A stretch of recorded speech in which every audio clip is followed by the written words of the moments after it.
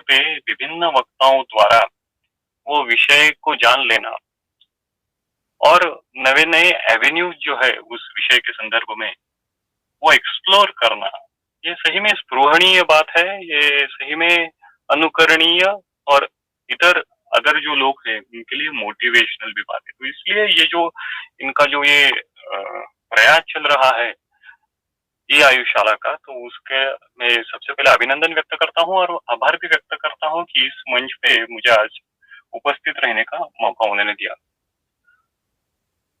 तो आज का जो विषय आयोजकों ने सूचित किया है कि understanding of fungal diseases according to Ayurveda. वैसे देखा जाए, आदर्श दृष्टिकोण से देखा जाए, आयुर्वेदीय दृष्टिकोण से देखा जाए, तो ये टाइटल जो है वो सही नहीं लगता, ये कंप्लीट नहीं लगता, कुछ ना कुछ इनकम्प्लीटनेस इसमें लगता है। वो क्या लगता है कि मॉडर्न डायग्नोसिस हो गया है पेशेंट का या डिसीज का, और उस मॉडर्न डायग्नोसिस की आयुर्वेदिक ट्रीटमेंट की अपेक्षा हम कर रहे हैं। तो ये विचार क्या हुआ कि मॉडर्न डायग्नोसिस और आयुर्वेदिक ट्रीटमेंट,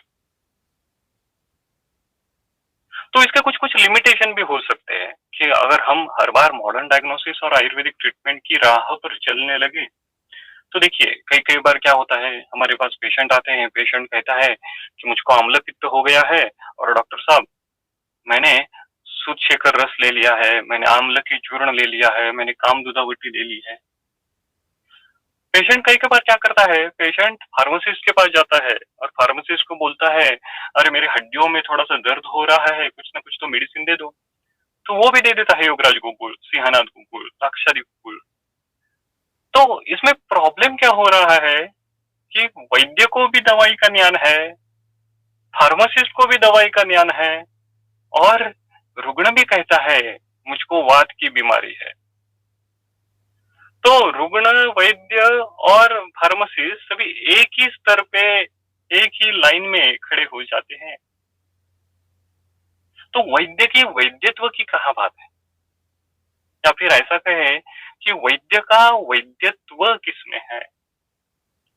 तो वैद्य का वैद्यत्व इसमें ही है कि रुग्ण जो कहता है कि मेरे जोड़ों में दर्द है, मेरे जॉइंट में पेन है, वो पेन वात के कारण है, ये तो फार्मासिस्ट भी जानता है, रुग्ण भी जानता है।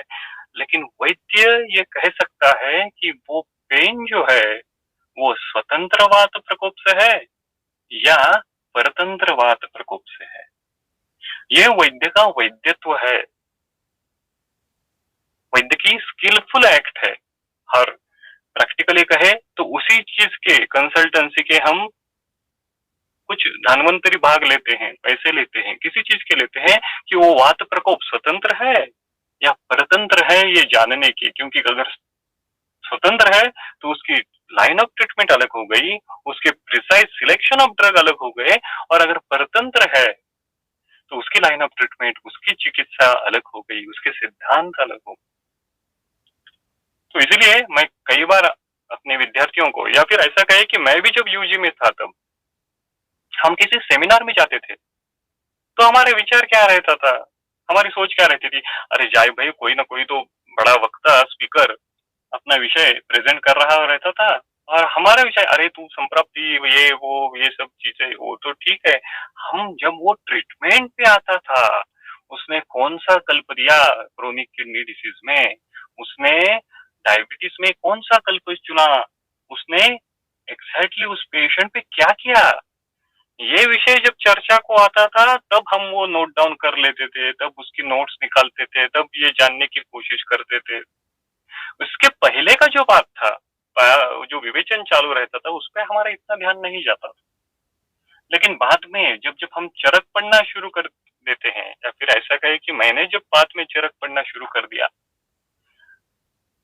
तो पता चला कि आचार्य चरक की अपेक्षा तो कुछ अलग ही है।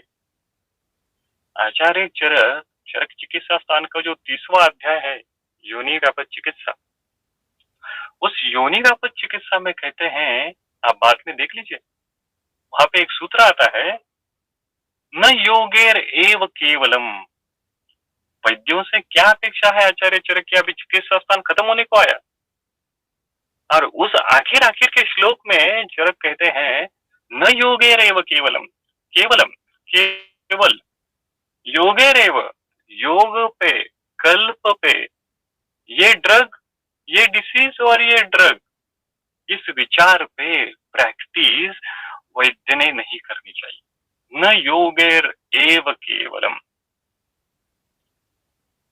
तो अगर हमको अपना वैद्यत्व भली भांति अपडेट करना है, स्किलफुल करना है, तो सबसे इंपॉर्टेंट चीज क्या है? तो सबसे इंपॉर्टेंट चीज यही है कि हमारे सामने जो भी कोई केस आती है, हमारे पास भाई बहुत बार रुग्ण, ऐसा बहुत कम बार होता है कि वो जब कोई डिसीज उत्पन्न हुआ तो उसके फर्स्ट स्टेज में हमारे पास है, ऐसा तो बहुत कम बार होता है। अगर आप फैमिली फिजिशियन है तो अलग बात है, लेकिन कंसल्टेंसी प्रैक्टिस में तो क्या होता है, आयुर्वेदिक कंसल्टेंसी के पास रुग्ण कब आते हैं? कि रुग्ण उसी दौरान आते हैं कि वो बहुत बड़े बड़े हॉस्पिटल में बहुत दो चार फिजिशियन के पास जाते हुए उनसे अगर कुछ राहत नहीं मिल रही है तो, या फिर असाध्य प्रत्यक्ष अवस्था में रुग्ण पहुंच गया है तो ऐसी बड़ी 3 4 5 फाइल लेके आपके पास आता है और ऐसे ऐसे डिसीज लेके आपके पास आता है कि उस डिसीज का नाम भी आपने कभी शायद सुना नहीं होगा। मैंने भी नहीं कई बार नहीं सुनता, टाकासू डिसीज वगैरह वगैरह वगैरह। तो अगर ऐसे पेशेंट इतनी बड़ी फाइल की संख्या लेके आपके पास आता है तो उस कंडीशन को आप आयुर्वेद के दृष्टिकोण से कैसे जान सकते हैं? अगर किसी ने मुझको कहा कि बताओ भैया टाकासू डिसीज की ट्रीटमेंट क्या है, तो मैं कैसे बता पाऊंगा कि उस अवस्था की ट्रीटमेंट क्या है? लेकिन मैं क्या बता पाऊंगा कि वो जो कंडीशन लेके रुग्ण मेरे पास आ रहा है, उस रुग्ण की दोष गुण रस महाभूत मैट्रिक्स में क्या अवस्था है। तो वैद्य का कर्तव्य क्या है कि आने वाली हर एक कंडीशन, दोष गुण रस महाभूत, ये संबंध में प्रस्तापित करना ये वैद्य का कर्तव्य है। चाहे वो कौन से भी कंडीशन हो, चाहे उसका नाम उसको मालूम हो या ना मालूम हो, वो दोष गुण रस महाभूत संबंध में इस्टेब्लिश करने का प्रयास वैद्य ने करना चाहिए। इस प्रयास में कई बार गलती होगी, कई बार सही रहेगा, लेकिन गलती जब होगी तो अगली बार ऐसी अवस्था अगर बाद में आती है तो उसमें सुधार की अपेक्षा तो है। लेकिन ये दोष गुण रस महाभूत संबंध जो है ये हमारा बेसिक है।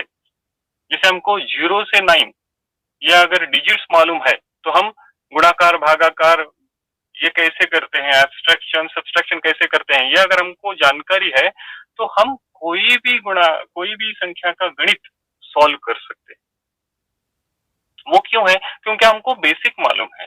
तो आयुर्वेद का बेसिक क्या है? आयुर्वेद का बेसिक यही है कि ये दोष गुण रस महाभूत संबंध में सामने उपस्थित होने वाली कंडीशन इस्टेब्लिश करना। तो फिर से एक प्रैक्टिकल बात, लेकिन ऐसा तो कई बार होता है जब स्किन की बात आती है, कुष्ठ की बात आती है, स्किन डिसऑर्डर की बात आती है, तो रुग्ण ही कहता है कि मुझको फंगल इन्फेक्शन है, या फिर हमारे सामने ऐसी कंडीशन आ जाती है कि अरे ये तो इस तरीके से दिख रहा है। तो ऐसी कंडीशन अगर नामाभिधानित है तो उस कंडीशन को दोष गुण रस महाभूत के संबंध में जानना, ये हमारा आज का प्रयास है। उसकी चिकित्सा कल्प कौन से है, उसके योग कौन से है, वो तो देखेंगे बात, वो तो उसमें मेरे दृष्टिकोण से वो कोई बड़ी बात नहीं है। मैं अगर एक कषाय दे रहा हूँ, आप उससे भी अच्छा कषाय अगर आप अभ्यास करते हैं तो ढूंढ पाएंगे और अच्छे कम दिन में आप उसका रिजल्ट दे सकते हो, ये तो अलग बात है, वो तो चिंतनीय बात है, वो तो नित्य चलने वाला प्रयास है। लेकिन सबसे ज्यादा इम्फसाइज किस चीज पे होना चाहिए, ये अगर जो फंगल डिसीज नाम की जो कंडीशन है, वो दोष गुण रस महाभूत संबंध में हमारे आयुर्वेदीय दृष्टिकोण से, हमारे संहिताओं के दृष्टिकोण से किस प्रकार से जानते हैं। तो हम सभी प्रकार से जानते हैं कि ये जो फंगल डिसीज सो कॉल्ड है, वो हम त्वक वैवर्ण्य या फिर कहें कि कुष्ठ, इस ब्रॉड स्पेक्ट्रम में लेते हैं। ये सबसे बड़ा कुष्ठ के अंडर आने वाला ये त्वक वैवर्ण्य है, ये त्वक दुष्टि है। तो ये तो हो गया कि उसका बड़ा नामाभिधान कुष्ठ हो गया। अभी उस कुष्ठ में अंशांश संकल्पना किस प्रकार से बदल जाती है वो आगे देखेंगे, लेकिन सबसे इंपॉर्टेंट है कि वो कुष्ठ के अंदर आ गया, चलो फिर आगे उसको किस प्रकार से जान सकते हैं। तो वो जानने की कोशिश करने का प्रयास आज मैं आपके सामने रखने का प्रयास करता हूं, क्योंकि चरक निदान स्थान का जो पहला अध्याय है जिसमें संप्राप्ति की व्याख्या आती है, संप्राप्तिर जातिर आगति, जाति और आगति ये जो है ये संप्राप्ति के पर्याय है, हमको मालूम है। उस आगति का जो डेफिनेशन लक्षण आचार्य चक्रपाणी ने अपनी टीका में दिया है ना, वो क्लिनिकली बहुत ही इंपॉर्टेंट है। वो क्या है? उत्पादक कारणस्य व्याधि जनन पर्यंत गमनम आगति ही। आगति क्या है? उत्पादक कारणस्य, हेतु सेवन रुग्ण ने कर दिया तो वो हेतु सेवन लक्षण निर्मिति तक कौन से ट्रैक पे दौड़ता है, वो ट्रैक ढूंढना ये वैद्य का वैद्यत्व है।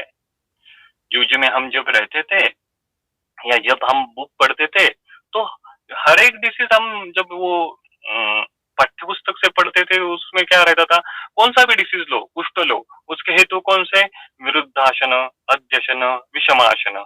उदर लो, उसके हेतु कौन से, विरुद्धासन, अध्यशन, अजीर्णासन, विषमासन। आमवत लो, उसके हेतु कौन से, विरुद्धासन, अध्यशन, अजीर्णासन। अरे ये क्या चल रहा है? कोई भी व्याधि है तो उसी व्याधि के हेतु वही, ये किस प्रकार से जाने? तो ये सबसे इंपॉर्टेंट चीज है कि हेतु जो है वो व्याधि के नहीं रहते, हेतु उस डिसीज में जो दोष प्रकोप रहता है उस दोष प्रकोप के हेतु रहते हैं। तो देखिए ये जो फंगल डिसीज जो है वो कुष्ठ के अंतर्गत आता है, ये हम सब जानते हैं। तो बेसिकली ये त्वक वाइबरने क्या है? चरक निदान स्थान का जो 8वां अध्याय है, उस 8वें अध्याय में अपस्मार निदान अध्याय, उस अपस्मार निदान अध्याय के आखिर के जो श्लोक है उसमें अपस्मार निदान का वर्णन होने के बाद आचार्य चरक ने इन ब्रीफ जो निदान स्थान के 8 अध्याय है उनकी उत्पत्ति किस प्रकार से होती है, इनका माइथोलॉजिकल वर्णन किया है, फिर से एक बार किया है। तो उसमें हविप्राशात मेह कुष्ठ ऐसा वर्णन मिलता है।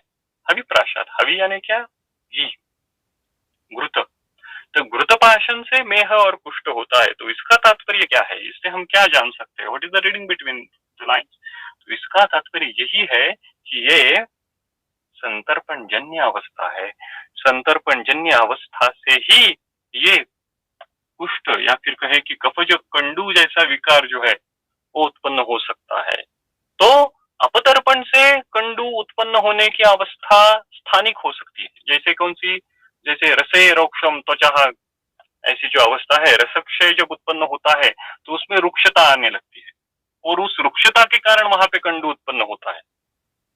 या फिर त्वकगत वात प्रकोप की जो अवस्था है उसमें भी रुक्षता के कारण कंडू आना उत्पन्न होता है, उसमें आपकी उस त्वकगत वात की, स्नेहन की या फिर रसद क्षय की चिकित्सा करेंगे तो वो रुक्षता जन्य कंडू जो है वो कम हो जाएगा, वो अवस्था अलग है। लेकिन जब हम फंगल डिसीज या फिर कहें कि ऐसे मोटे मोटे पैचेस, बड़े बड़े पैचेस वो अगर ध्यान में ले रहे हैं तो वो संतर्पण्य जन्य अवस्था से ही उत्पन्न होते हैं। इसीलिए चरक सूत्र स्थान का जो 23 अध्याय है उसी 23 अध्याय में ही संतर्पण जन्य विकार में कुष्ठ का उल्लेख आचार्यों ने किया है। तो ये जो कफ प्रधान, कंडू प्रधान कुष्ठ जो है उसका विशेष कौन सा है, उसके संप्राप्ति का विशेष कौन सा है? अभी हमने देखा कि क्या है कि अध्यशन, अजीर्णाशन, विषमाशन, ये आमवत के भी हेतु है, ये उदर के भी हेतु है, ये कुष्ठ के भी हेतु है, ये वात रक्त के भी हेतु है, ये वंध्यत्व के भी हेतु है। फिर व्याधि अलग अलग किस प्रकार से हो गए? तो चरक सूत्र स्थान का जो 18वां अध्याय है, त्रिशोथी अध्याय, उसमें श्लोक क्रमांक 45 में सूत्र आता है, स एव कुपितः दोषः समुत्थान विशेषतः स्थानांतर्गतः शैव जनयति आमयान बहुन। स एव कुपितः दोषः, वही वो कुपित होने वाला दोष। उसमें चेंजेस कौन से अवस्था में आते हैं? There are the two variables that are basically causing the change in the track of that दोष प्रकोप। उस दोष प्रकोप को गंतव्य खवैकुण्य तक लेके जाने के लिए दो बेसिक चीजें जो है वो कार्यकारी रहती है। उसमें सबसे पहली अवस्था सएव कुपितः दोषः समुत्थान विशेष था। समुत्थान विशेष यानी क्या? हेतु विशेष। समुत्थान यानी निदान, निदान विशेष से व्याधि बदलता है। और दूसरी अवस्था स्थानांतर्गत शेव। स्थानांतर्गतत्व यानी क्या? वो दोष प्रकोप है, वो अगर रस में गया तो अलग व्याधि हो गया, रक्त में गया तो अलग व्याधि हो गया, मांस में गया तो अलग व्याधि हो गया। एक ही हेतु है। देखिए, दही सेवन या फिर दीवा स्वाप करना एक ही हेतु है। ऐसा निरंतर सेवन दो रुग्ण ने किया, एक रुग्ण को प्रमेह हो गया, उसकी बीएसएल शायद रेज हो गई, और दूसरे रुग्ण को क्या हो गया? जीर्ण प्रतिशय हो गया। ऐसा क्यों? हेतु तो एक ही है, हेतु सेवन का काल है वो भी एक ही है, रुग्ण का देश वो भी एक है, जो हेतु है उसकी क्वांटिटी वो भी चलो मान लिया एक है, फिर भी एक रुग्ण में जीर्ण प्रतिशय, एक रुग्ण में प्रमेह, दूसरे रुग्ण में कफज पंडु, कुष्ठ। ऐसी अवस्था क्यों उत्पन्न होती है? स्थानांतर गतत्व चैव जरियति आमयान भव। इसलिए वो दोष प्रकोप की अवस्था बदल जाती है। वो दोष प्रकोप कौन से स्थान पे जाएगा, वो स्थान बदल हो जाता है, और जिसके कारण व्याधि का मैनिफेस्टेशन जो है, अलग अलग व्याधि की निर्मिति वहां पे उत्पन्न हो जाती है। इसलिए देखिए, प्रमेह में जो दोष प्रकोप होता है, प्रमेह भी कफ दोष के प्रकोप के कारण होता है। आशय सुखम, स्वप्न सुखम, ऐसे संतर्पण जन्य हेतुओं से वो होता है। लेकिन उसमें दोष विशेष क्या है? उसमें दोष विशेष है बहुद्रव श्लेष्मा दोष विशेष। बहुद्रव ऐसी वो अवस्था है। श्लेष्मा का स्वरूप किस प्रकार से है? लिक्विडिफाइड श्लेष्मा है, वो घनीभूत नहीं है। तो ये लिक्विडिफाई श्लेष्मा क्यों हो गया? हेतु विशेष के कारण वो लिक्विडिफाई, और वहां पे जो खवैगुण्य है उसके कारण वो लिक्विडिफाई हो गया। तो कुष्ठ के संदर्भ में क्या है? कुष्ठ भी बहुदोष अवस्था है, लेकिन कुष्ठ में जो दोष है वो संतिष्ठमान, ऐसा शब्द साइंस में आया है। वो क्या है? वो स्थिर है। प्रमेह और कुष्ठ दोनों ही संतर्पण की अवस्था से उत्पन्न है, फिर भी जो कुष्ठ है उसमें दोष अवस्था स्थिर हो जाती है, और प्रमेह जो है उसमें प्रवाही हो जाती है, द्रव प्रधान हो जाती है। ये बदल है, यह संप्राप्ति का सूक्ष्म भेद है। हेतु तो वही है। तो इसीलिए कुष्ठ में जो दोष है वो स्थिर है। इसी कारण इनकी जो दुष्य से जो सम्मूर्छना है वो ज्यादा आसानी से टूटने वाली नहीं होती। वो सम्मूर्छना बहुत ही स्ट्रांग होती है। वो बॉन्ड जो है, वो कोवैलेंट बॉन्ड कहे या और कोई किसी प्रकार का बॉन्ड कहे, वो दोष और दुष्य में जो अब एस्टेब्लिश होता है कुष्ठ के संदर्भ में, वो बहुत ही स्ट्रांग होता है। इसी कारण आचार्य चरक ने अग्र संग्रह जो है चरक स्थान का 25 यज्ञपुरुषीय अध्याय, उसमें क्या कहा? दीर्घकाल रोगाणा अग्र्य कुष्ठ कहा है। जिन व्याधियों की क्रोनिक स्टेज में जाने की टेंडेंसी रहती है उसमें अग्र्य कुष्ठ है। ऐसा क्यों? क्योंकि कुष्ठ में दोष, बहुदोष अगर है फिर भी वो स्थिर है, संतिष्ठमान है, वो इजीली नहीं ब्रेक होते। उनका दुष्य से जो बॉन्ड है वो इजीली नहीं ब्रेक होता। इसी कारण कुष्ठ की जो चिकित्सा है उसमें बार बार शोधन करने का आदेश है। हम क्या करते हैं प्रैक्टिस में? एक बार वमन देते हैं, एक बार विरेचन देते हैं, लाक्षणिक उपशय मिलता है, फिर भी रुग्ण अल्प कोई हेतु सेवन किया, फिर से वो फ्लरिश हो जाता है।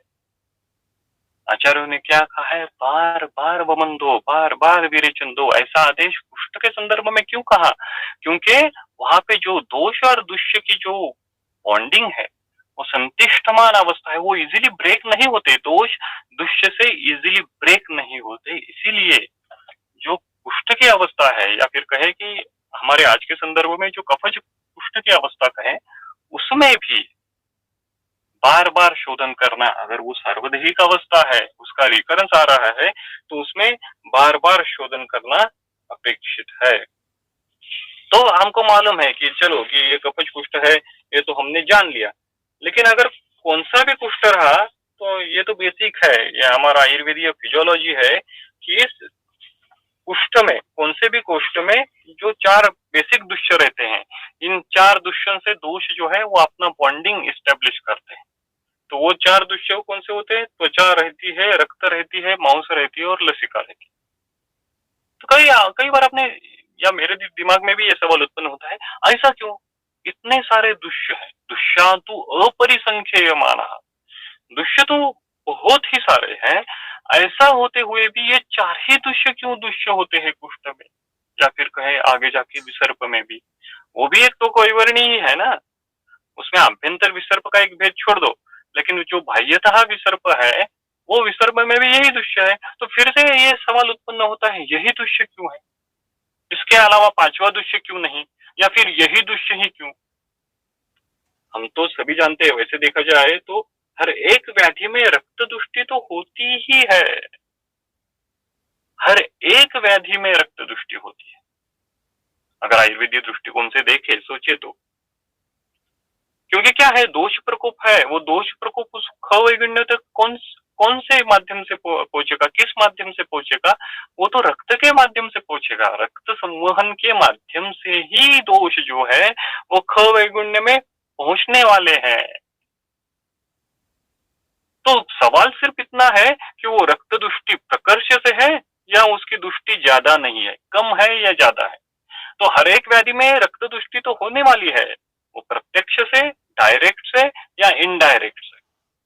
इसलिए चरक सूत्र स्थान का जो 24 विधिशोणितीय अध्याय है, उस विधिशोणितीय अध्याय में, या फिर आप कहे कि चरक चिकित्सा स्थान का तीसरा जो ज्वर चिकित्सा अध्याय है, उसी अध्याय में क्या कहा है, आचार्यों ने एक सिक्वेंशियल पंचकर्म का प्रोटोकॉल दिया। लंघन कब करना है, स्वेदन कब करना है, वमन कब देना है, विरेचन कब करना है, बस्ती कब देनी है ज्वर में, और इतना सब करने के बाद अगर रुग्ण को उपशय नहीं मिलता है तो क्या सोचो? तो ऐसा सोचो कि वो दोष जो है अभी रक्त को दुष्ट कर रहे हैं, इसलिए अब रक्त की चिकित्सा करो, रक्त मोक्षण करो, इसलिए फिर विरेचन दे दो। ये जो नियम है ना, जो ज्वर में आया, वो हर एक व्याधि में एप्लीकेबल है। इसीलिए हम कई बार रक्त मोक्षण कर देते हैं, प्लीहोदर में भी कर देते हैं, यकृतोदर में भी कर लेते हैं, उरुस्तंभ में भी कर लेते हैं। क्यों? वो स्थानिक आवरण नष्ट करने के लिए। तो इसीलिए जानने की बात यह है कि रक्त की तो दुष्टि होने वाली ही है, लेकिन यहाँ पे कुष्ठ के संदर्भ में रक्त के साथ साथ कौन सी दुष्टि है? मांस धातु की भी दुष्टि है। हमको मालूम है कि मांस धातु की निर्मित किस प्रकार से होती है, वो वायु, आप, तेज, ये महाभूत, इनके साथ रक्त की उष्णता जब मिश्रित हो जाती है, तब क्या होता है कि रक्त का जो आप महाभूत है, वो आप महाभूत स्थिर हो जाता है, उसका पार्थिवत्व बढ़ जाता है, आप्यत्व कम हो गया और पार्थिवत्व बढ़ गया, तो उससे मांस धातु की निर्मित हो जाती है। चरक चिकित्सा स्थान का जो 15 ग्रहणी चिकित्सा अध्याय है, उसमें धातुओं की निर्मित का क्रम है। तो इसमें रक्त धातु की उष्णता बढ़ना, रक्त धातु का आप्य महाभूत कम होना और उस रक्त धातु में पार्थिवत्व बढ़ना, इस चीज से रक्त से मांस निर्मित होती है। तो ऐसा अगर हम कह सकते हैं क्या, ये आपके चिंतन के लिए मैं विषय छोड़ रहा हूँ, कि रक्त को द्रव मांस हम कह सकते हैं क्या, या फिर मांस को पार्थिव रक्त, इस प्रकार से हम कह सकते हैं? तो देखिए, हमारा चिकित्सा विचार आगे जाके बदलने वाला है। तो ये जो कफज कुष्ठ है, या फिर प्राधान्य से देखिए कि बेसिकली देखिए जो कुष्ठ है, उसमें जो ये 4 बेसिक दुष्य है, उसमें जो त्वचा, ये प्रधान दुष्य है। और कुष्ठ के संदर्भ में त्वचा क्या है? त्वचा ये दुष्टि स्थान भी है और उसके साथ साथ अभिव्यक्ति स्थान भी है। ये भी एक कुष्ठ का विशेष है, वो दुष्टि भी होती है उसकी, और वहां पे वो अभिव्यक्त भी होता है, मैनिफेस्ट भी होता है। हमारे आयुर्वेदीय संप्राप्ति का वैशिष्ट्य क्या है? कई कई बार संप्राप्ति अधिष्ठान अलग रहता है और अभिव्यक्ति स्थान अलग रहता है। जैसे अर्दित, अर्दित में क्या है? संप्राप्ति अधिष्ठान शिर है और अभिव्यक्ति स्थान मुख प्रदेश है या फिर हस्त है। इस प्रकार से वो अभिव्यक्त हुआ है। लेकिन कुष्ठ के संदर्भ में एक संप्राप्ति वैशिष्ट्य क्या है? उसमें अभिव्यक्ति स्थान और उसमें दुष्टि स्थान ये एक ही है। इसलिए चरक ने कुष्ठ को स्पर्शग्न कहा है, यानी स्पर्शनेन्द्रिय जिसके आश्रय से रहता है वो त्वचा अब नष्ट हो जाती है। सुश्रुताचार्य जी ने सुश्रुतचार्य स्थान का जो चौथा अध्याय है उसमें त्वचा निर्मिति का वर्णन किया है। तो बेसिकली ये देखना क्यों जरूरी है इन ब्रीफ, क्योंकि हम त्वचा की आयुर्वेदीय फिजियोलॉजी देख रहे हैं। अगर इन ब्रीफ हमको आयुर्वेदिक फिजियोलॉजी मालूम नहीं है तो हम पैथोलॉजी किस प्रकार से जान सकते हैं? तो नहीं जान सकते। तो बेसिकली आयुर्वेदीय फिजियोलॉजी क्या है?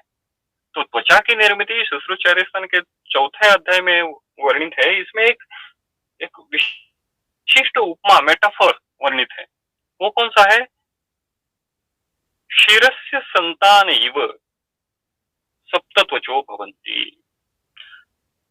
ये भी और एक थोड़ा सा आपके लिए चिंतन का विषय है कि हमारे आयुर्वेदीय संहिता ग्रंथों में जो जो मेटाफर आए हैं, जो जो उपमा अलंकार आए हैं, वो ऐसे हैप्पैज़ार्ड नहीं आए, वो ऐसे एब्सर्ड नहीं है। उनका हरेक का अलग महत्व है। वही उपमा वही अधिकरण विशेष में आई है। जैसे चरक सिद्धि स्थान का जो 9वां अध्याय है ना, जिसमें बस्ती का वर्णन है, त्रिमर्मीय अध्याय, बस्ती मर्म का वर्णन है, शिरो मर्म का वर्णन है, हृदय मर्म का वर्णन है। वहां पे भी जो उपमा आई है वो वैशिष्ट पूर्ण है। जैसे हृदय के संबंध में नाभ्याम अमरा इव, शिर के संदर्भ में सूर्यमिव गभस्तया, इस प्रकार की जो उपमाओं का वर्णन है वो हमको थोड़ा सा क्लिनिकल अलग एवेन्यूज दे जाता है। यहाँ पे किस प्रकार की उपमा आई है? यहाँ पे आई है शिरस्य संतान इव, यानी दूध जब हम बॉईल करते हैं तो उस दूध के ऊपर की जो मलाई आती है मराठी में जिसको हम साय कहते हैं, तो उस मलाई के स्वरूप में उस जैसा त्वचे की निर्मिति हो जाती है।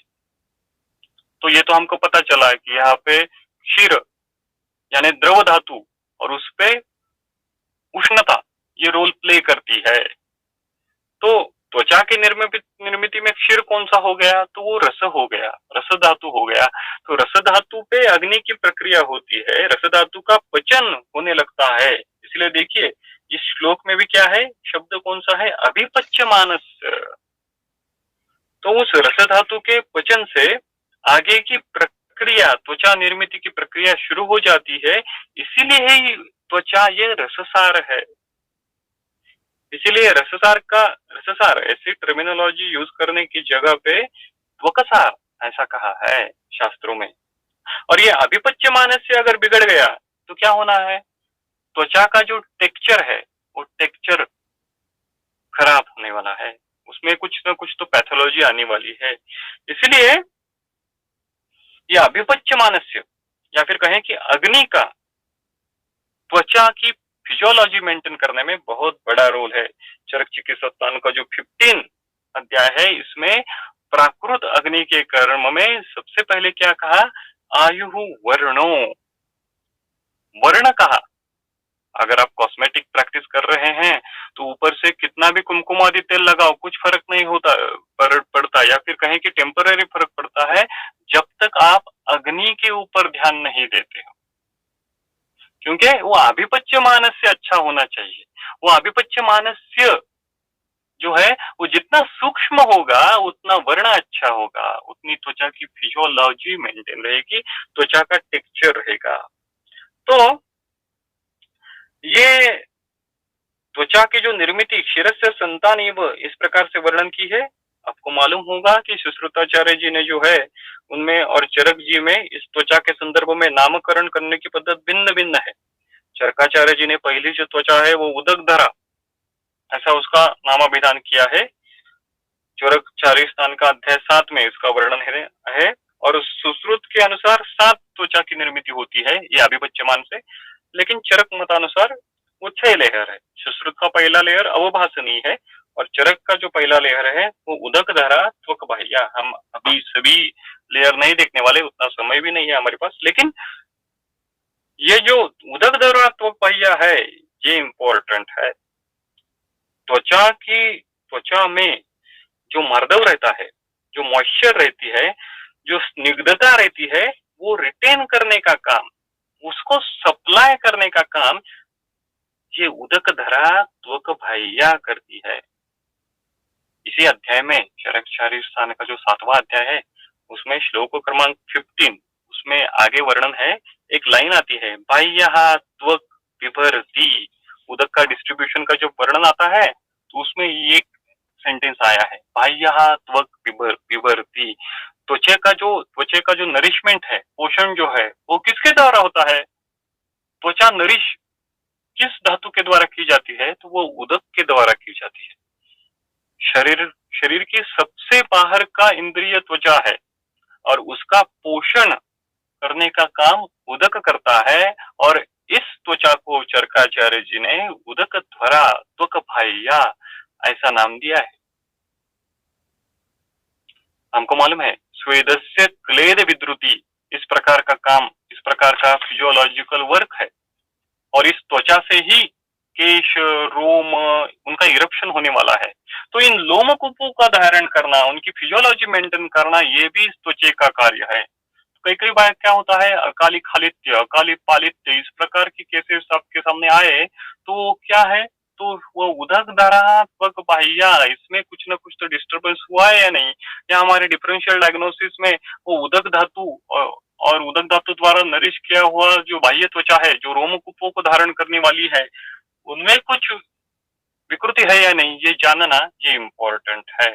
तो शरीर, उदक का अर्थ क्या है? उदक का अर्थ है कि शरीर केवल जल ही, ऐसा नहीं कि शरीर में जो जो द्रव प्रधान जलीय अंश है उन सभी अंशों का समावेश उदक में हम कर सकते हैं। और इस उदक अंश में सबसे इंपॉर्टेंट अंश कौन सा है? स्नेह है। इसलिए आचार्य ने क्या कहा है? अभ्यंगम आचरेत नित्यम। अभ्यंग की वे से, अभ्यंग की तरीके से जो स्नेह हम देते हैं वो क्या करता है? वो उदक धारा त्वक बाह्य का पोषण करता है। और यहाँ पे देखा जाए तो त्वचा का जो ये जो षड धरा कला है, या फिर षड जो त्वचा के लेयर है, या फिर सप्त त्वचा के लेयर है, उनका जो नामाभिधान किया है वो भी स्पेसिफिक है, वो भी हमको थोड़ा सा अलग एवेन्यूज देते हैं। जैसे इसमें इस त्वचा के लेयर को धरा ऐसा सफिक्स लगाया है, और धरा ऐसा सफिक्स कहाँ पे लगाया है? मांस धरा कला। जैसे कला जो है उसमें भी धरा ये सफिक्स हम लगाते हैं। कई बार क्लिनिकल प्रैक्टिस में जब हम कपच कंडू की चिकित्सा कर रहे हैं, या फिर कहें कि कुष्ठ की चिकित्सा कर रहे हैं, तो संशोधन पूर्व स्नेहन हम शुरू कर देते हैं। और ऐसी अवस्था में जब हम संशोधन पूर्व स्नेहन शुरू कर रहे हैं तो 2-3 दिन के बाद क्या होता है, वो कंडू पूरा शमित हो जाता है। ऐसा कई बार होता है, संशोधन पूर्व स्नेहपान में हमने स्नेहपान शुरू कर दिया और कुछ दिन के बाद वो कंडू पूरा शमित हो गया। ये किस कारण हुआ? तो इतने बड़ी मात्रा में जब हम स्नेह देते हैं तो वो स्नेह, अभ्यंतर स्नेह, जो अप्यांश जो है वो उदक धरा त्वचा का पोषण करता है, और उस स्थानिक जो उदक धरा कला में, जो उदक धरा त्वचा में जो लक्षण है, वो लक्षण जो है वो शीघ्रता से उसमें कम हो जाते हैं। अभी यहाँ पे बाकी का त्वचा के संदर्भ में हम ज्यादा विवेचन नहीं करेंगे। दूसरा, अभी इसमें जो संबंध है या प्रधान दुष्य जो है, वो दुष्य जो है वो रक्त धातु का है। कुष्ठ ये संतर्पणजन्य अतिपूरण से होने वाला व्याधि है, इसलिए कुष्ठ में रक्त वृद्धि जो है वो अपेक्षित ही है। रक्त क्षय से कुष्ठ नहीं होगा, वो रक्त वृद्धि से ही होगा। और ये रक्त वृद्धि जो है वो साम दोषों के कारण, अतिपूरण के कारण, संतर्पण के कारण होने वाली है। और इसमें और एक नया एवेन्यूज कौन सा है, जो रक्तबह सिराओं का फंक्शन सुश्रुत शारीर स्थान के 7वें अध्याय में दिया है। उसमें क्या है, उसमें 2-3 इंपॉर्टेंट फंक्शन है। उसमें सबसे इंपॉर्टेंट है वर्ण, रक्तवाह सिराओं का फंक्शन जो है उसमें इंपॉर्टेंट है वर्ण, ग्लो ऑफ द स्किन। तो प्राजक पित्त का जो नरिशमेंट है वो इन रक्तवाह सिराओं के द्वारा होने वाला है। प्राजिष्णुता यानी गोरापन ऐसा नहीं, वो फेयर एंड लवली नहीं है प्राजिष्णुता यानी। हा? जो वर्ण नेचुरल है उसको ग्लो करना, इसको प्राजिष्णुता इसको प्राजिष्णुता कहते हैं। हम फेयर एंड लवली के क्या कहें प्यार में पड़ते हैं, लेकिन सबसे आयुर्वेद की अपेक्षा क्या है, जो वर्ण है उसको ग्लो करो। और इसी रक्तवाह सिराओं के फंक्शन में क्या दिया है, और एक स्पर्श ज्ञान असंशयम, ये बहुत ही इंपॉर्टेंट फंक्शन है रक्तवाह सिराओं का। यानी क्या कि कुष्ठ में क्या ऐसा है, स्पर्श ज्ञान असंशयम यानी क्या कि कौन सी भी जगह पे आप जब स्पर्श करते हो तो वो स्पर्श निसंशय आपको समझ में आना चाहिए। और ये समझ में आना ये रक्तवाह सिराओं का कर्म है। इसीलिए कुष्ठ के पूर्व रूप में स्पर्श ज्ञान वेत्ति न वेत्ति वा इस प्रकार का लक्षण मिलता है। वो क्यों मिलता है, क्योंकि ये जो रक्तवाह सिरा जो है उस रक्तवाह सिरा वहां पे हैम्पर हो जाती है, वहां पे दुष्ट हो जाती है। और एक तीसरा इंपॉर्टेंट दुष्ट जो है वो मांस है। तो दुष्ट में मांस ही क्यों कहा है, त्वचा जो है वो मांस का उपधातु है। तो इसी कारण जब जब मांस धातु की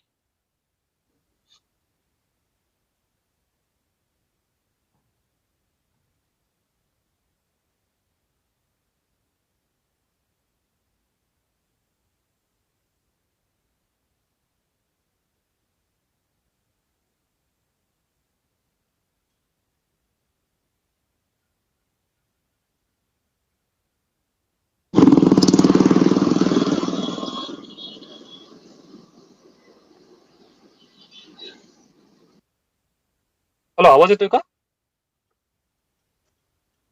हो सर, येतोय, आवाज येतोय. हॅलो हॅलो सर, आवाज येतोय म्हटलं. येतोय ना? हो हो.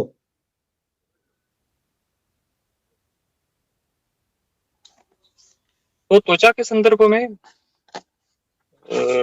जो मांस धातु जो है वो मांस धातु त्वचा का उपधातु कहा है, इसलिए मांस की भी दृष्टि त्वचा के संदर्भ में अपेक्षित है। उसी प्रकार से लसिका की भी दृष्टि इस कुष्ठ के विशेष में हो सकती है। वो लसिका की दृष्टि क्यों है, किस प्रकार से है, वो भी जानने की चिंतन करने की बात है। तो फंगल स्किन डिसऑर्डर हम किस प्रकार से जान सकते हैं, तो त्वक दृष्टि आधिक्यजन्य वो फंगल दृष्टि है क्या, रक्त दृष्टि आधिक्यजन्य है क्या, मांस दृष्टि जन्य है क्या, या लसिका दृष्टि जन्य है क्या। तो इस प्रकार से तो आयुर्वेदीय दृष्टिकोण से फंगल डिसऑर्डर का क्लासिफिकेशन हम ये 4 बेसिक से कर सकते हैं। तो कंडु प्रधान कुष्ठ संप्राप्ति जो है वो जानना किस प्रकार से है, इसका गाइडलाइन जो है वो चरक निदान स्थान का जो 5वां अध्याय है उसमें किया है। त्रयोदशा युगपत प्रकोपम आपद्यते त्वगादयः चत्वारः शैथिल्यम आपद्यते। तो इसमें शैथिल्य प्रधान संप्राप्ति यहाँ पे उत्पन्न हो जाती है। तो शैथिल्य ये प्रधान स्रोत दृष्टि इस कुष्ठ में अपेक्षित है। तो और कंडु प्रधान कुष्ठ संप्राप्ति कौन से होती है डिफरेंशियल डायग्नोसिस के लिए, तो उसमें ये जो है मंडल कुष्ठ, इस मंडल कुष्ठ भी एक आयुर्वेदीय कफज कुष्ठ हम कह सकते हैं। इसमें कलर जो है वो श्वेत रक्त रहता है, बॉर्डर जो है वो राउंडेड रहते हैं, उसका थिकनेस जो है वो थिक और स्टेबल रहते हैं। तो इस प्रकार से ये है। दूसरा ये कंडु प्रधान जो कुष्ठ है डिफरेंशियल डायग्नोसिस के लिए वो दद्रु है, इसका भी आप विचार कर सकते हो। और सबसे इंपॉर्टेंट सूत्र ये आता है कि आपको कौन सी भी अवस्था कंडु की या कहे कि कुष्ठ की आपके सामने उत्पन्न हो जाती है तो उस अवस्था का ज्ञान इस सूत्र के अनुसार आपको करना चाहिए। बेसिकली ये सूत्र क्लिनिकली इंपॉर्टेंट इस प्रकार से है कि आपके सामने जब रुग्ण आते हैं या फिर आपके क्लिनिक्स में इस प्रकार के वात दृष्टि के लक्षण, पित्त दृष्टि के लक्षण या फिर कफ दृष्टि के लक्षण आप रखे, उसका चार्ट प्रिपेयर करें तो उसके अनुसार आपको उसकी जो दोष वैशिष्ट्य है उस अवस्था में वो पता चलेगी। तो अप्रोच टुवर्ड्स कुष्ठ यही इंपॉर्टेंट है कि इसमें त्रिदोषों को जानना, लक्षणों के अनुसार जो है वो कौन सा दोष प्रकोप है वो जानना और उस दोष प्रकोप के अनुसार उसकी चिकित्सा करना। तो कुष्ठ विशेष दोषः दोष विशेषे कुष्ठः पुनश्च कुष्ठानि न्यायन्ते ते हेतु हेतु स्थान प्रकाशयति। तो दोष विशेष से कुष्ठ जानना और कुष्ठ में जो लक्षण है उस लक्षणों के संदर्भ से फिर से एक बार कुष्ठ जानना ये कोशिश करना इम्पोर्टेंट है। अभी यहाँ पे मैंने कुछ कुछ डिफरेंशियल डायग्नोसिस आयुर्वेदिक दृष्टिकोण से किस प्रकार से कर सकते हैं उसका कुछ कुछ विवेचन यहाँ पे करने का प्रयास किया है। एक जो है वो शिरकंडु जो है वो शिरकंडु कौन से अवस्था में उत्पन्न होता है, विकट ज्वर की अवस्था है, दारुण है या फिर कृमिज शिरोरोग है, उपस्थ या कहे कि ग्रॉइन रीजन में अगर कंडु उत्पन्न हो रहा है तो वो कफज उपदंश या फिर कहें कि लिंगार्श जैसी अवस्था में उत्पन्न होगा। योनि प्रदेश में जो कंडु है वो अचरणा योनि व्यापत, विप्लुता योनि व्यापत या फिर कफज योनि रोग उसमें उत्पन्न हो सकता है। वृषण प्रदेश में जो कंडु है वो कफज विद्रुदी, मेदोज रुद्री और सुश्रुत निदान स्थान में आने वाला वृषण कच्छू नाम का जो व्याधि है उसमें इस प्रकार की कंडु की अवस्था उत्पन्न हो सकती है। गुद कंडु जो है ये कई बार क्लिनिकल इंपॉर्टेंट है कि पुरुषज कृमि और कृमि की चिकित्सा करे तो वो कंडु कम हो जाता है। भगंदर पूर्व रूप और अहिपुतना नाम का बाल रोग में जो विशेष ग्रह बाधा है उसमें हो सकती है। कटी प्रदेश में जो कंडु है वो वातरक्त के पूर्व रूप में है। पानी प्रदेश हस्त प्रदेश में जो कंडु होता है वो पामा में है और वातरक्त के पूर्व रूप में है। अंगुली प्रदेश में जो कुष्ठ होता है कंडु अंतरे यानी इचिंग बिटवीन द फिंगर्स, ये जो है वो क्षुद्र रोग अलस नाम का जो है वाग्भटाचार्य जी ने और सुश्रुताचार्य जी ने निदान स्थान में वर्णित किया है उसमें हो सकता है। उरुकंडु जो है ये वातरक्त के पूर्व रूप में है और ऐसा कहें कि उत्तान वातरक्त, तो वातरक्त जो है उसमें कंडु जो है वो कटी प्रदेश में, उरु प्रदेश में, जानु प्रदेश में हो सकता है। तो जानु कंडु वातरक्त पूर्व रूप या फिर उत्तान वातरक्त में उत्पन्न हो सकता है। तो अभी थोड़ा सा स्लाइड का प्रॉब्लम है तो मैं पीडीएफ इसमें ओपन करने की कोशिश करता हूँ।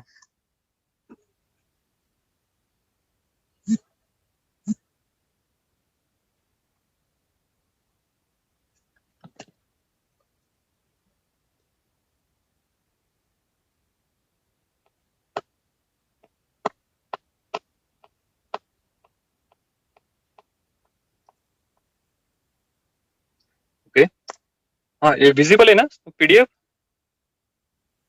Yes sir, it's visible. हाँ, तो पाद प्रदेश में जो कुंडु हो रहा है वो चर्मदल में है, वातरक्त की पूर्व रूप अवस्था में है और विपादिका में इस प्रकार का कुंडु हम देख सकते हैं। तो अभी चिकित्सा की बात है। सबसे पहले हमने बहुत ही इन ब्रीफ देखा कि ये कफज कंडु जो है वो किस प्रकार से हम जान सकते हैं, उसका दोष विशेष किस प्रकार से हमको जानना है, उसका हमारा अप्रोच किस प्रकार से रह सकता है। आयुर्वेदीय दृष्टिकोण से वो त्वक दृष्टिजन्य है, रक्त दृष्टिजन्य है, मांस दृष्टिजन्य है, इस प्रकार से उसका क्लासिफिकेशन करना, उनमें दोष गुण रस महाभूत संबंध इस्टेब्लिश करना और उसके बाद जो प्रिसाइज चिकित्सा है वो प्रिसाइज चिकित्सा कल्प आप यूज कर सकते हो। जैसे आरक कषाय, ये जो आरक गण जो है उसका कषाय आता है एवीपी या फिर एवीएस ऐसी केरलियन कंपनियों के द्वारा, तो आरक गण जो है वाग्भटाचार्य जी का शोधनादि गण संग्रह में वर्णित वो कफपित्तग्न है, कंडुहर है। तो वो आप ऐसे कंडु प्रधान अवस्था में यूज कर सकते हो। गोपगंधादि कषाय जो है वो सहस्त्र योग का पाठ है, सेल्यूलाइटिस इरिथ्रोमस नोडोसम में वो आप यूज कर सकते हो। गुग्गुल तिक्तक कषाय है या कतक खदिरादि कषाय, ये भी सहस्त्र योग का पाठ है। वो वजाइनल कैंडिडियासिस में आप अच्छे प्रकार से उस दोष विशेष के ऊपर वो यूज कर सकते हो। महामंजिष्ठादि कषाय, महातिक्तक कषाय, ये सो वेल स्टेब्लिश्ड योग है पित्त प्रशम के लिए। निम्ब अमृतादि कषाय, पित्त और ज्यादा से ज्यादा पित्त के साथ अगर रक्त दृष्टि है तो उसमें आप यूज कर सकते हो। निशोत्तमादि कषाय जो है इसमें उत्तमा यानी त्रिफला, तो ये भी कफ पित्तग्न है। तो आप जो हमने चार्ट देखा था या चरक निदान स्थान का जो सूत्र देखा था चिकित्सा स्थान का कि वात के अनुसार दृष्टि कौन सी है, पित्त के अनुसार दृष्टि कौन सी, लक्षण कौन से है और कफ के अनुसार लक्षण कौन से है, ये पहले आपका अप्रोच कैसा होना चाहिए, रुग्ण के लक्षण आप नोट डाउन कर दीजिए। आपके पास वो एक चार्ट तैयार कीजिए कि वात के लक्षण कौन से है, पित्त के लक्षण कौन से है और कफ के लक्षण कौन से है। रुग्ण के लक्षणों के उस अनुसार आप उसको टिक मार्क करते जाइए और ओवरऑल असेसमेंट सबसे आखिर के पेज में लिखिए कि कफ पित्त प्रधान अवस्था है, ये वात पित्त प्रधान अवस्था है, ये पित्त कफ अवस्था है, तो उसके अनुसार आप सिलेक्शन ऑफ जो ड्रग है वो कर सकते हैं। तो उसी प्रकार से पटल कटुरहिण्यादि कषाय ये भी कफपित्तग्न है, ये यकृत पे कार्यकारी कल्प है। पटल मूलादि कषाय क्रोनिक जो स्किन इन्फेक्शन है उस पे कार्यकारी होता है। वज्रक कषाय इसका वज्रक घृत भी आता है, वो भी पित्त कफग्न है। और गुड़ुच्चादि कषाय आशा वरिष्ठ के संदर्भ में देखा जाए तो अरविंदास जो बच्चों में जो स्पेशली जो कपच कंडू या फिर कृमि और कंडू ऐसी अवस्था देते हैं उसमें खदेरारिष्ट कफ प्रधान कुष्ठ रोग में, और मधुकासव इसमें बल्ला तक है। एक्चुअली ये ग्रहणी रोग का पाठ है जहाँ पे ग्रहणी दृष्टि के साथ साथ कपच कंडू ये लक्षण मिलता है, तो उसमें आप ये कल्प यूज कर सकते हो। इसी कपच कंडू की अवस्था में आपको अगर कासिस ये जो अवस्था है जहाँ पे पित्त भी डोमिनेट अगर रहा है तो उसमें आप कर सकते हो रसमाणिक्य गंधक रसायन, ये भी उस अवस्था में उपयुक्त है। चूर्ण देखा जाए तो चिकित्सा मंजर में आया हुआ आरगवत, ये थोड़ा सा स्पेलिंग मिस्टेक है, आरगवत पटोलादि कषाय नाम का एक कषाय है वो जो क्षालन के लिए उपयोगी है। इसमें आरगवतादि गण के कुछ द्रव्य है और पटोलादि गण है। अविपत्तिकर चूर्ण, गंधक चूर्ण जो रसयोग रत्नाकर का है, और निम्बादि चूर्ण। ये निम्बादि चूर्ण लीडजन फार्मा का भी आता है और वो भी रक्त शुद्धिकर योग है। सबसे इम्पोर्टेंट चीज है कि मार्केट में बहुत सारे योग मिलते हैं, लेकिन हमारी कोशिश क्या होनी चाहिए, वो बेसिकली रेफरेंस कौन सा यूज कर रहे हैं उनके फॉर्मुलेशन में, ये इम्पोर्टेंट है। घृत की अवस्था है, सबसे इम्पोर्टेंट चीज है कि क्रोनिक स्किन डिसऑर्डर में घृत तो यूज करना ही है, वो फंगल रहा हो या कुछ रहा हो, सबसे इम्पोर्टेंट है आपको शोधन करना है। क्रोनिक फंगल डिसीज है तो शोधन करने के बाद आपको दोष वैशिष्ट देखते हुए उसमें से इम्पोर्टेंट प्रिसाइज कल्प कफपित्तग्न है, वातपित्तग्न है, वो यूज करने हैं। और जब घृत की अवस्था है तो घृत कौन सी अवस्था में देना है उसका आदेश चरक चिकित्सा स्थान के 3रे अध्याय में है। वो क्या है, अतः ऊर्ध्व कफे मंदे वातपित्तोत्तरे ज्वरे दोषेषु परिपक्वेषु सर्पिष्मानम तथा अमृतम। तो इस वातपित्तोत्तर अवस्था जब कुष्ठ में उत्पन्न होती है, कवच कुष्ठ में, तो उसमें एक घृत देना है। इसमें आरगवत महातिक्त घृत कफपित्तर है, बल्लातक घृत, गुग्गुल तिक्त घृत, महातिक्तक महावज्र घृत जो है उनका आप यूज कर सकते हो। ये तो कुटिका तो आप सबको ही मालूम है, आरोग्यवर्धनी गोपचंदनादि कुटिका ये थोड़ी सी विशेष है जो केरलियन संप्रदाय में यूज की जाती है। गोपी यानी सारीवा, या फिर रजनी योग जो है वो पंचभूतिक चिकित्सा में यूज किया जाता है, वो भी आप रसायन के तौर पे दे सकते हो। लेह्य में गंधक रसायन जो है, कल्याण गुड़ जो है और मणिमद्र गुड़ है, ये भी रसायन कर्म के लिए उसका पुनरुद्भव न हो इसी अवस्था में आप दे सकते हो। एक्सटर्नल एप्लीकेशन में दुर्धपत्रादि सिबोरिक डर्मेटाइटिस की जो अवस्था है उसमें वो उपयुक्त है। जात्यादि तेल, महावज्रक तेल, महावज्रक में तो गंधक है, और मरीचादि तेल ये भी उसी अवस्था में उपयुक्त है। एक ही जो योग है, अगर आप भाव प्रकाश का अध्ययन करेंगे तो उसमें कई बार कुछ योगों के वर्णन करते हुए, उसके फलश्रुति का वर्णन करते हुए, उनके गुणों का वर्णन करते हुए कंडू प्रशमन ये वर्णन आया है। उसमें से एक जो है वो आम्रगंधी हरिद्रा, या आम्रगंधी हरिद्रा जो है वो स्पेशली जो ग्राइन प्रदेश में कंडू होता है उसमें बहुत ही इंपॉर्टेंट है। उसका आप तेल यूज कर सकते हो, उसका घृत बना के घृत भी यूज कर सकते हो। भाव प्रकाश ने इसको जो है वो सर्व कंडू विनाशिनी ऐसा लिखा है। इसी प्रकार से चक्रमर्द है, टाकड़ा बीज जिसको कहते हैं, यही चक्रमर्द चरकाचार्य के जो एक्सटर्नल लेप है उसमें भी बहुत बार आया है। और सारीवा गुण जी ये तो योग तो ठीक है, ये तो सभी को मालूम है। तो थैंक यू।